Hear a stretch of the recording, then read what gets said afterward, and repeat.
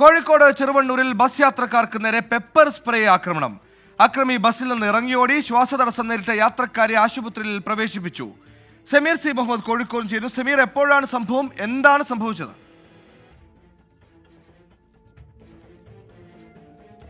സുഹൈൽ, ഇന്ന് സന്ധ്യയോടുകൂടിയാണ് ഈ സംഭവം ഉണ്ടായത്. ബസ്സിലേക്ക് എത്തിയ അക്രമി പെപ്പർ സ്പ്രേ ഉപയോഗിക്കുകയും അതുമായി ബന്ധപ്പെട്ട് വലിയ ബുദ്ധിമുട്ട് യാത്രക്കാർക്ക് ഉണ്ടാവുകയും ചെയ്തു. അതിൽ ഒരു യുവതിക്കാണ് ശ്വാസതടസ്സം അനുഭവപ്പെടുകയും തുടർന്ന് ചെറുവണ്ണൂരുള്ള സ്വകാര്യ ആശുപത്രിയിൽ ചികിത്സ തേടുകയും ചെയ്തിരിക്കുന്നത്. മറ്റു യാത്രക്കാർക്കും ശ്വാസതടസ്സം അനുഭവപ്പെട്ടുവെങ്കിലും പിന്നീട് അവർക്ക് അത് റിക്കവർ ചെയ്യാൻ കഴിഞ്ഞു എന്നുള്ളത് കൊണ്ട് കൂടുതൽ പേർ തന്നെ ചികിത്സ തേടിയിട്ടില്ല. മറ്റൊരാൾ അതിൽ ചികിത്സ തേടിയിരിക്കുന്നത് ഈ ബസ്സിലെ ജീവനക്കാരായിട്ടുള്ള വ്യക്തിയാണ്. ഈ വ്യക്തി ഇപ്പോൾ മഞ്ചേരിയിലെ സ്വകാര്യ ആശുപത്രിയിലും ചികിത്സ തേടിയിട്ടുണ്ട്.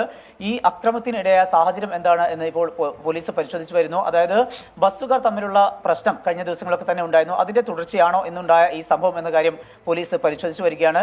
ഏതായാലും ഇപ്പോൾ കോഴിക്കോട്ടെ ഒരു അഭിഭാഷകന്റെ ഓഫീസിൽ ജോലി ചെയ്യുന്ന പെൺകുട്ടിക്ക് നേരെയാണ് കൂടുതൽ അക്രമം ഉണ്ടായിരിക്കുന്നത്. ഈ പെൺകുട്ടിക്കാണ് ശ്വാസതടസ്സം അനുഭവപ്പെടുകയും തുടർന്ന് ചികിത്സ തേടുന്ന ഒരു ഘട്ടം ഉണ്ടാവുകയും ചെയ്തിരിക്കുന്നത്. കോഴിക്കോട് നിന്ന് മഞ്ചേരിയിലേക്ക് പോകുകയായിരുന്ന ഈ ബസ് നാസ്കോ എന്നാണ് ബസ്സിന്റെ പേര്. ആ ബസ്സിലാണ് ഇത്തരം ഒരു സംഭവം ഉണ്ടായിട്ടുള്ളത്. ഇപ്പോൾ ഈ പെൺകുട്ടിയുടെ പിതാവ് മുഹമ്മദ് സാദിഖ് പരാതി നൽകിയിട്ടുണ്ട്. ആ പരാതിയുടെ അടിസ്ഥാനത്തിൽ നല്ലളം പോലീസ് കേസെടുത്ത് അന്വേഷണം ആരംഭിച്ചിട്ടുണ്ട്. ബസ്സിലെ CCTV ഉൾപ്പെടെ പരിശോധിക്കും എന്ന കാര്യമാണ് പോലീസ് വ്യക്തമാക്കുന്നത്.